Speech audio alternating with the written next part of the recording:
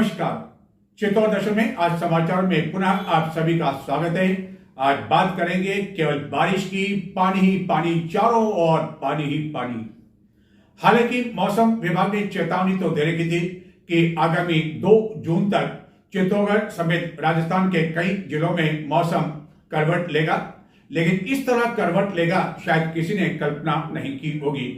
चित्तौड़गढ़ में सोमवार सायं लगभग 1.5 घंटे तक ऐसी झमाझम मूसलाधार बारिश हुई कि चारों ओर पानी ही पानी, सड़कें जलमग्न हो गई, जनजीवन ठप हो गया। कई स्थानों पर वाहनों की लंबी लंबी कतारें लगी गई और पानी इतना बढ़ गया, जब दुपहिया वाहन इन पानी से निकलने लगे तो जगह जगह ऐसे वाहन बंद हो गए। अंडर ब्रिज में पानी इतना बढ़ गया कि चौपहिया वाहन भी नहीं निकल सके।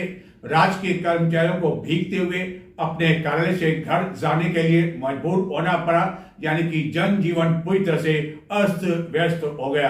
बताते हैं आखिरकार चित्तौड़गढ़ में किस तरह रही सोमवार सायं हुई बारिश और तेज हवाएं भी इससे पहले काफी देर तक चली। चित्तौड़गढ़ में जून महीने का पहला दिन 1 जून सोमवार, समय लगभग सायं 5 बजे। आकाश में घने बादल छाने लगे और ये घने बादल इस बात का संकेत देने लगे कि चित्तौड़गढ़ में जोरदार बारिश हो सकती है।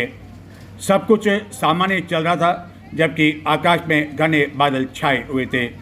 हालांकि टकटकी निगाहों से हर कोई इन घने बादलों की ओर देखने में लगा हुआ था, लेकिन वह यह सोचकर इसे अधिक गंभीरता से नहीं ले रहे थे कि कुछ देर के लिए बारिश होगी, जैसे कि चित्तौड़गढ़ में गत शनिवार को हुई थी। लेकिन आकाश में धीरे धीरे ये जो बादल छा रहे थे वह और अधिक घने होने लगे और देखते ही देखते तेज हवाएं चलने लगी। यह हवाएं इतनी अधिक तेज थी कि कुछ ही देर में विभिन्न स्थानों पर जगह जगह जो होर्डिंग लगे हुए थे वह होर्डिंग फटने लगे। पेड़ पौधे तेजी के साथ इन हवाओं के झोंकों के साथ यह बताने लगे कि कुछ न कुछ चित्तौड़गढ़ में कुछ देर पश्चात होने वाला है। लेकिन कई लोगों का यह मानना था कि जब हवाएं चलती है तो तेज बारिश नहीं होती है और यह हवाएं अपने साथ लेकर चली जाती है।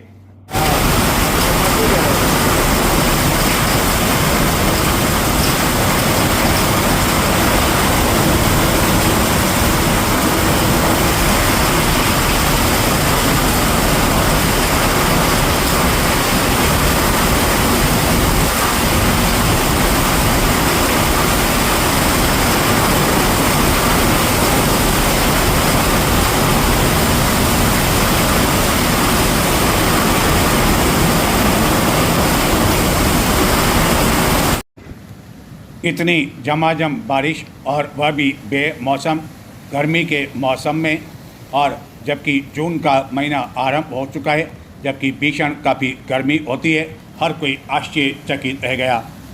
1.5 घंटे से भी अधिक समय तक इस भीषण गर्मी ने जनजीवन पूरी तरह से अस्त व्यस्त कर दिया। कई स्थानों पर पानी भर गया, सड़कें जलमग्न हो गई, जबकि प्रताप नगर में मुख्य सड़क के साथ ही अन्य कुछ स्थानों पर सड़कें नदी के रूप में दिखाई देने लगी। सोमवार सायं जब यह स्थिति बनी तो उस समय कई कर्मचारी अपने घर जाने के लिए तैयार थे, लेकिन अचानक हुई इस तेज बारिश को देखकर वह कुछ देर के लिए रुक गए और इंतजार करते रहे कि शायद बारिश रुक जाएगी। लेकिन बारिश भला रुकने वाली कहाँ थी, और लगातार जब झमाझम बारिश होती रही तो आखिरकार कर्मचारियों को भीगते हुए अपने कार्यालय से घर की ओर रवाना होना पड़ा। इस तेज बारिश से पहले जब हवाएं चली तो विभिन्न स्थानों पर न केवल होर्डिंग फट गए, बल्कि काफ़ी अधिक सामान भी इधर उधर उड़ता हुआ दिखाई दिया। 1.5 घंटे बाद जब बारिश रुकी तो उसके बाद भी रात्रि तक रुक रुक कर बारिश का दौर करीब 8 बजे तक बना रहा। रात्रि करीब 8 बजे आकाश में बादलों की ऐसी तेज गर्जना हुई मानो किसी स्थान पर बिजली गिर गई हो, जिसके बाद कई क्षेत्रों में बिजली गुल हो गई। एवं इससे पहले भी जब बारिश लगभग 1.5 घंटे तक हुई तो उस दौरान भी अधिकांश क्षेत्रों में बिजली गुल हो गई। हालांकि यह कोई नई बात नहीं है। चित्तौड़गढ़ में जब जरा सी बारिश होती है, तेज हवाएं चलती है तो बिजली बंद हो जाती है।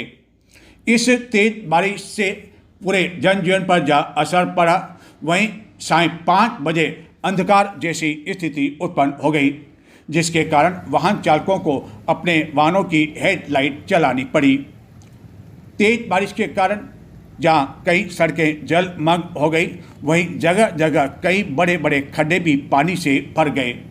नाले तेजी से बहने लगे। नालों से गंदा पानी सड़कों पर तेजी के साथ बहने लगा और इस सफाई व्यवस्था की पोल भी खुलकर रह गई कि चित्तौड़गढ़ में नगर परिषद द्वारा जो सफाई की जा रही है उसकी हालत क्या है। हालांकि सफाई व्यवस्था, सौंदर्यीकरण आदि को लेकर दिशा निर्देश तो काफ़ी दिए जाते हैं और बैठकों में काफ़ी कुछ कहा जाता है, लेकिन यह बैठकें बंद कमरे में होती है, एसी में होती है, जहां अधिकारियों को इस बात का एहसास नहीं होता है कि शहर के हालात कम से कम सफाई को लेकर क्या है, क्योंकि अधिकारी बाहर की ओर जाते नहीं हैं, निरीक्षण नहीं करते हैं और अधिकारियों की हाँ में हाँ मिला लेते हैं।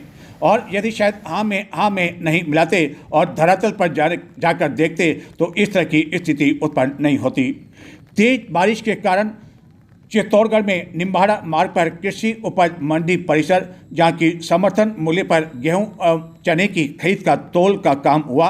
हालांकि तौल का काम तो पूरा हो चुका, लेकिन सैकड़ों की संख्या में खुली छत के नीचे ये कट्टे इस कारण रखे हुए हैं कि जो हमारा सिस्टम है उसके कारण। दरअसल विभिन्न स्थानों से जिले से जो गेहूं समर्थन मूल्य पर खरीद हुई थी, वह सभी कट्टे चित्तौड़गढ़ में सेगवा मार्ग स्थित वेयर हाउस भिजवाए जा रहे थे।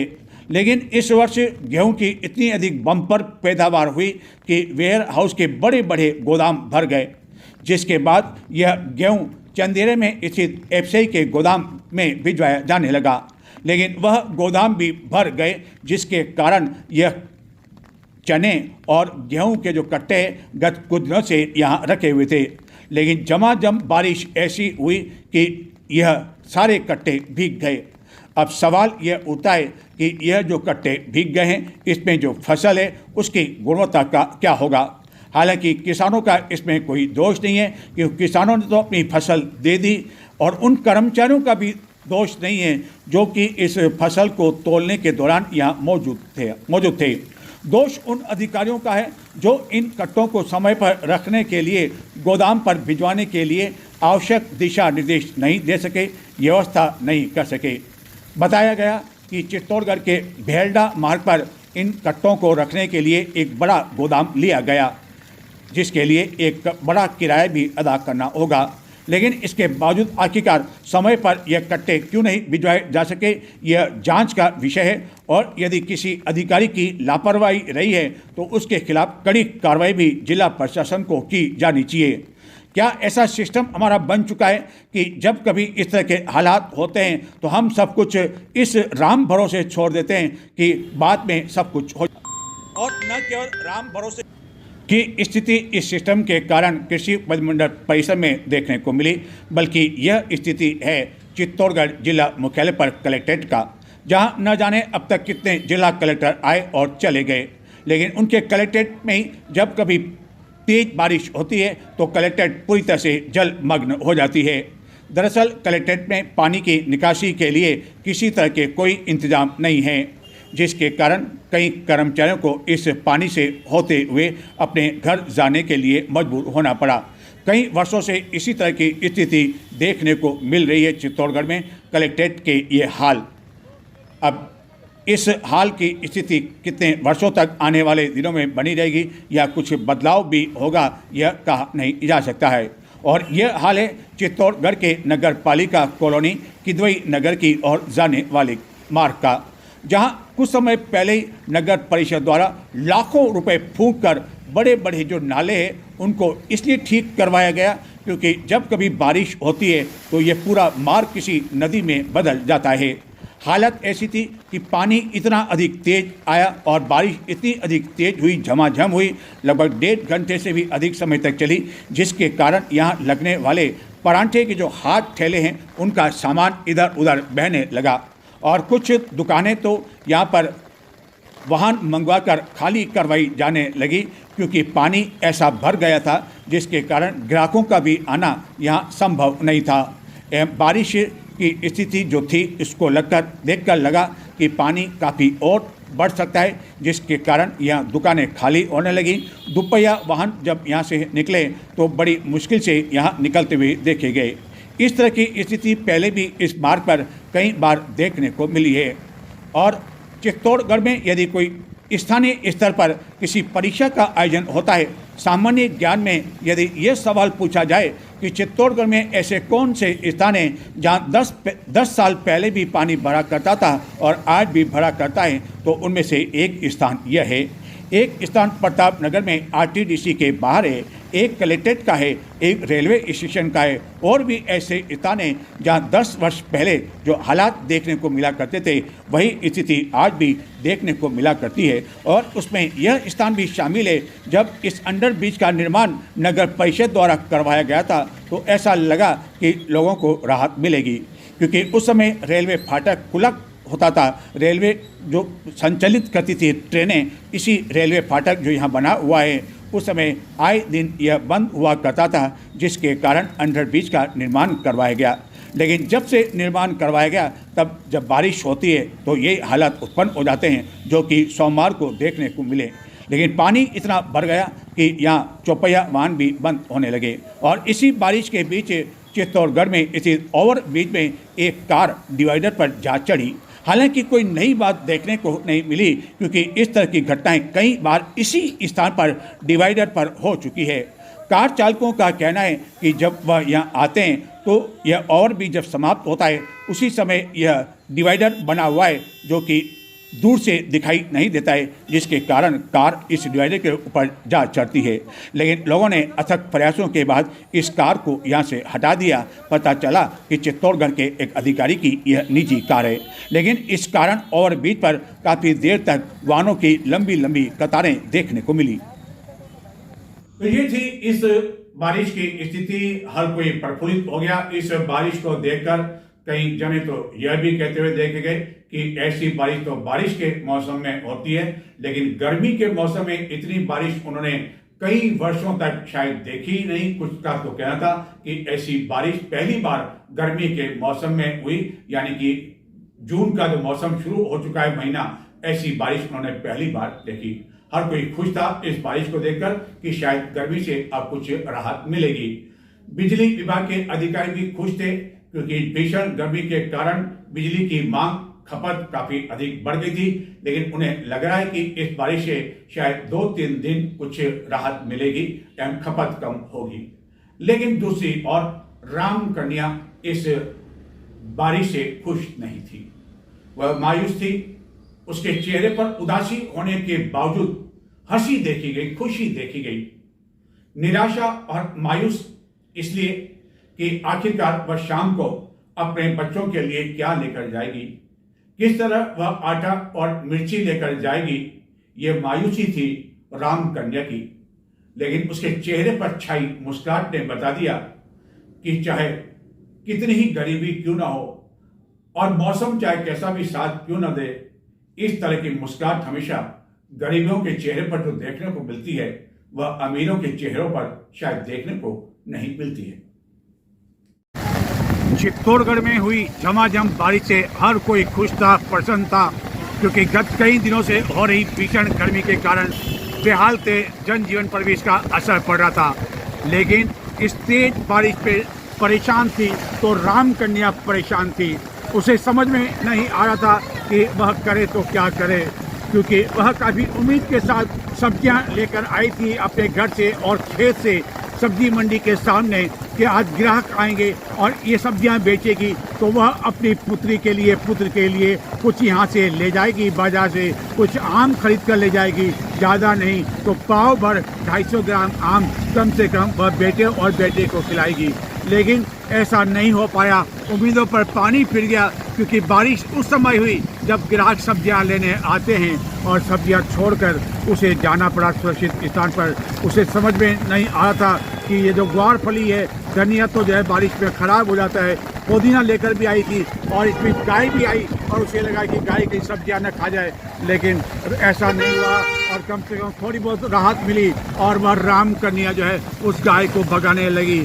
लेकिन राम कन्या को समझ में नहीं आ रहा था कि आखिरकार आज मैं क्या करूंगी, और आज कुछ पैसे बचे तो कल का काम भी चल जाता, कुछ घर के लिए आटा भी ले जाना था और कुछ थोड़ा बहुत नमक मिर्ची भी ले जानी थी। लेकिन राम कन्या की उम्मीदों पर पानी फेर गया और बारिश ने हर किसी को प्रफुल्लित तो कर दिया लेकिन राम कन्या को नहीं किया। इसी दौरान एक कार आकर रुकी और राम कन्या को लगा कि शायद कोई तो सब्जी लेगा, लेकिन वो भी कार वाला भी आया और देखो राम कन्या ने कुछ कहा कि कुछ तो ले जाओ, लेकिन कार वाला भी आया और चला गया। फिर राम कन्या मासूम जो है परेशान हो गई, मायूस हो गई कि उसे समझ में नहीं आ रहा था और वह सब्जियाँ सुरक्षित स्थान पर ले जाने लगी कि ठीक है आज जो है किस्मत साथ नहीं दे रही है तो मैं कम से कम कल तो कुछ बेच पाऊंगी, और वह सुरक्षित स्थान पर जो है ले जाने लगी। और उसमें भिंडियाँ भी थी, सब कुछ थी, लेकिन चेहरे पर मुस्कुराहट थी उसके कि क्या करूं, जो है मैं चेहरे पर जो है ये राम कन्या आखिरकार हमारे पास आ गई कि आपने हमारा दुख समझा, दर्द समझा।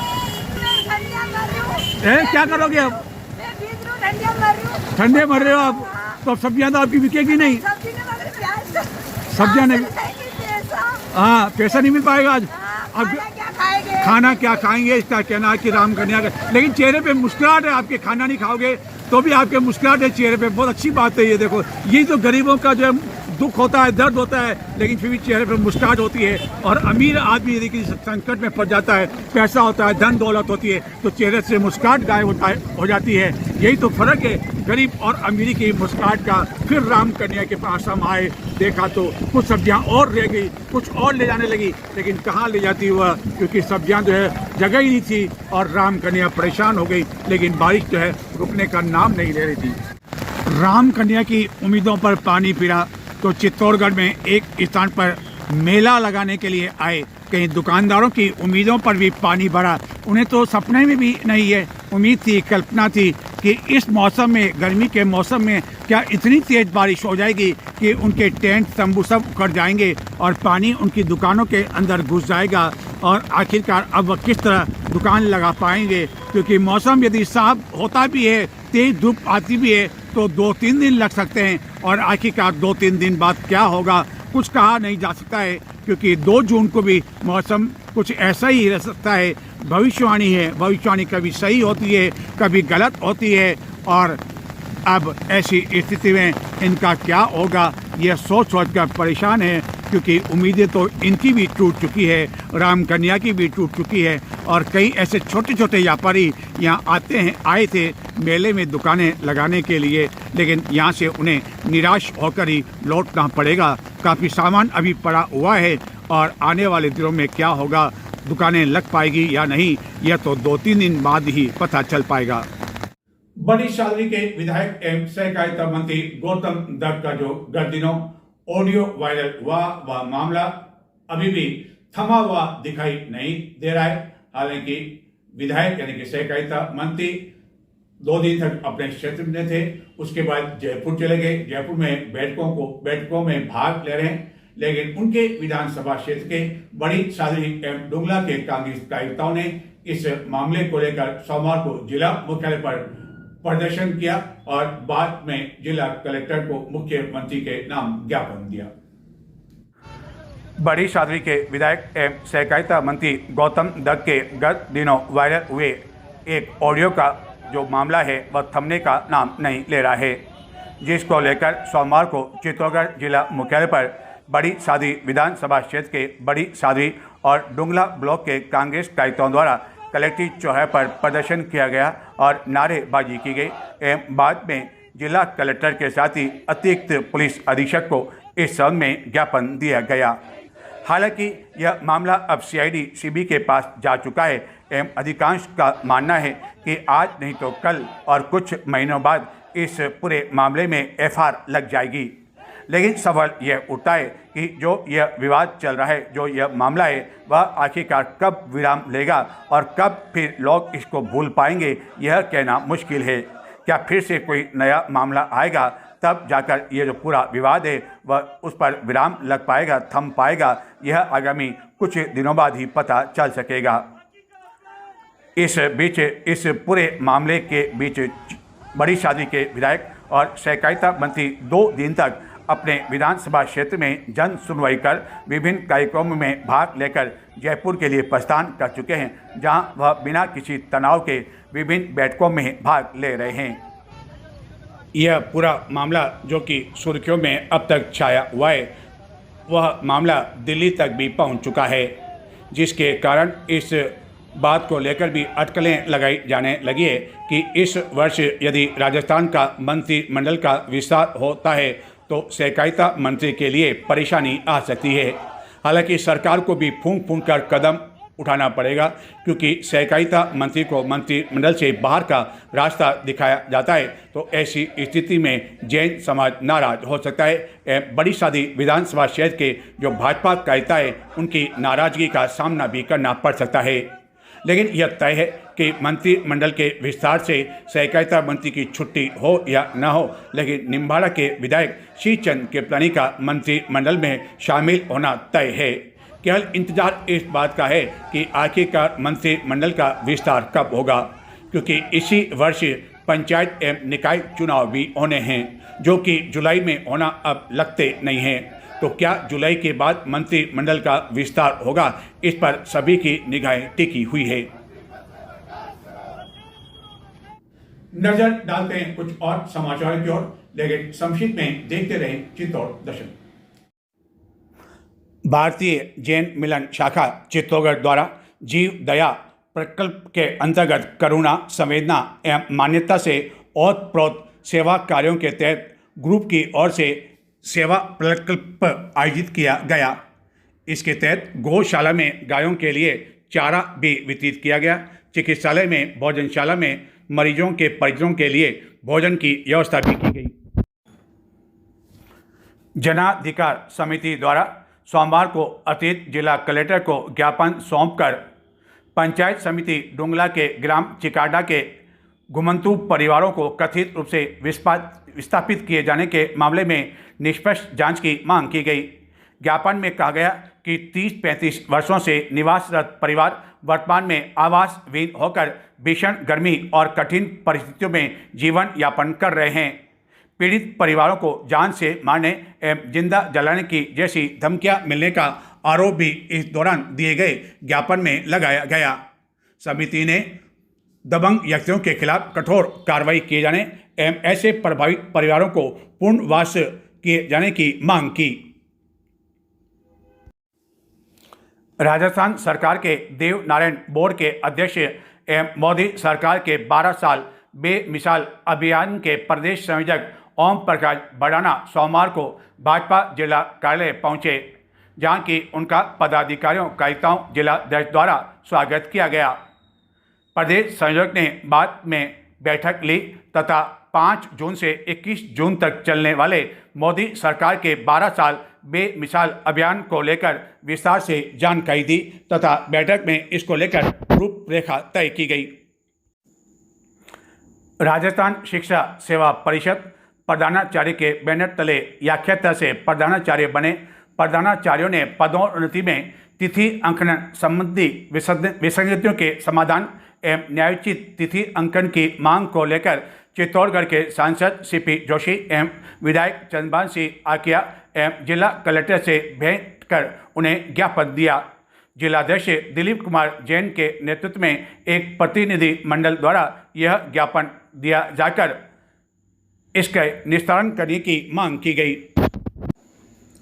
चित्तौड़गढ़ के गांधी नगर में स्थित जौहर भवन में जौहर स्मृति संस्थान के अध्यक्ष समेत कुल 6 पदों के लिए रविवार को चुनाव संपन्न हुए थे एवं इस चुनाव के बाद नवनिर्वाचित पदाधिकारियों द्वारा सोमवार को चित्तौड़गढ़ के विधायक चंद्रभान सिंह आकिया से विधायक कार्यालय पर भेंट की गई, जहां विधायक की ओर से इन सभी पदाधिकारियों को शुभकामनाएं देते हुए उपरना ओढ़ाकर उनका स्वागत किया गया। यह सभी पदाधिकारी आगामी 3 वर्ष के लिए चुने गए हैं एवं इस नई कार्यकारिणी में अधिकांश नए चेहरे शामिल हैं। फूल माली समाज एवं सावित्री बाई फुले विकास सेवा संस्थान के संयुक्त तत्वाधान में चित्तौड़गढ़ के समीप जातला माता में प्रतिभा सम्मान समारोह जिलाध्यक्ष हेमराज माली की अध्यक्षता में आयोजित किया गया। इस दौरान कक्षा 10 एवं 12वीं की बोर्ड परीक्षा में 80% या इससे अधिक अंक प्राप्त करने वाले प्रतिभाशाली छात्र छात्राओं, राष्ट्रीय एवं राज्य स्तरीय प्रतियोगिता में उत्कृष्ट प्रदर्शन करने वाले खिलाड़ियों को प्रशस्ति पत्र एवं स्मृति चिन्ह देकर सम्मानित किया गया। इस अवसर पर समाज के कई पदाधिकारी, सदस्य आदि मौजूद थे। दक्षिणाम गोस्वामी समाज सेवा संस्थान के समाज कार्य पर सर्वसम्मति से वर्तमान अध्यक्ष यशवंतपुरी गोस्वामी को निर्विरोध आगामी 3 वर्ष के लिए अध्यक्ष पद पर मनोनीत किया गया।